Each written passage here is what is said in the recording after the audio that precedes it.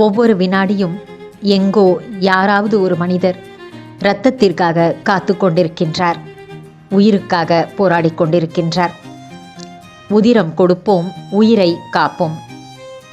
வாருங்கள், பிரம்மா குமாரிகள் ஆன்மீக இயக்கத்தின் முன்னாள் தலைமை நிர்வாகி தாதி பிரகாஷ்மணி அவர்களின் 18வது நினைவு நாளையொட்டி விசேஷ இரத்த தான முகாம் நடைபெறும்.